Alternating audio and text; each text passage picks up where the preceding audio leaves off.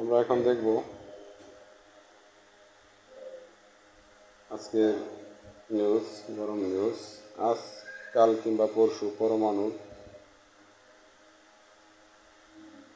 9টি পরমাণু বোমা বানানোর মশলা ইরানের হাতে। দেখে নিই। কাছে হঠাৎ করেই বিশ্বকাপানো বিস্ফোরক ঘোষণা আসবে আয়াতুল্লাহ আলী খামেনির দেশ থেকে। ঘোষণাটা কি আসবে আজ অথবা কালই? প্রশ্নগুলো ঘুরপাক খাচ্ছে বিশ্বের এ মাথা থেকে ও মাথায়। এর মাঝেই বিবিসির প্রতিবেদনে উঠে এসেছে ইরানের পরমাণু কার্যক্রমের এক বাহ্যিক বিবরণ। তবে পর্দার আড়ালেই ঘটতে পারে আরো বড় কিছু। ইসরায়েলের হামলার পর ইরান ইতিমধ্যেই বলে দিয়েছে তেল আবিবের আগ্রাসী হামলায় প্রমাণ করেছে ইরানের পারমাণবিক অস্ত্র বানানোর বিষয়টি বিবেচনা করার সময় এসে গেছে। তীব্র বিস্ফোরণে কেঁপে উঠল তেহরানের আকাশ। বৃহস্পতিবার রাতে বিশ্বের অন্যতম স্পর্শকাতর পরমাণু স্থাপনা নাতানজে ইসরায়েলের আচমকা হামলায় রুদ্ধশ্বাস মুহূর্ত পার করছে গোটা মধ্যপ্রাচ্য। ইরানের রাজধানী তেহরানেও একাধিক জায়গায় জানানো হয়েছে নিশানা নির্ভর হামলা।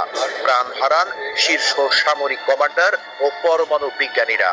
উত্তাল হয়ে ওঠে দুই দেশের সম্পর্ক, যার পাল্টা জবাব দিতে শুক্রবার সকালে ইসরায়েলে ক্ষেপণাস্ত্র হামলা চালায় ইরান। ইসরায়েলি প্রধানমন্ত্রী বেনিয়ামিন নেতানিয়াহু এই অপারেশনকে বর্ণনা করেছেন জাতীয় অস্তিত্ব রক্ষার প্রয়াস হিসেবে। তার দাবি, ইরানকে থামানো না গেলে তারা অতি শীঘ্রই একটি পারমাণবিক অস্ত্র তৈরি করে ফেলবে, সম্ভবত কয়েক মাসের মধ্যেই। বিবিসির প্রতিবেদনে বলা হয়েছে, যদিও ইসরায়েল আনুষ্ঠানিকভাবে কখনো তার নিজস্ব পারমাণবিক অস্ত্রের অস্তিত্ব স্বীকার করেনি।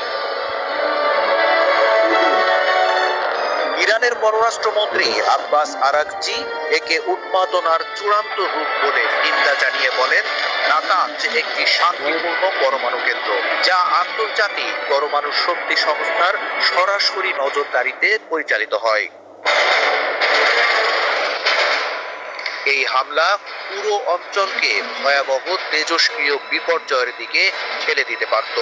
তিনি আরো জানান, ইরান এই আগ্রাসনের কঠিন জবাব দেবে, আর সেই জবাব এসেছে ইসরায়েলের বিভিন্ন এলাকায় ক্ষেপণাস্ত্র বৃষ্টির মাধ্যমে।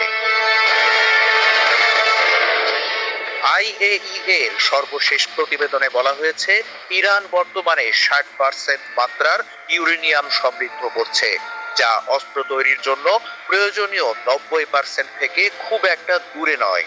বর্তমানে তাদের মজুদের পরিমাণ থেকে অন্তত 9টি পারমাণবিক বোমা তৈরি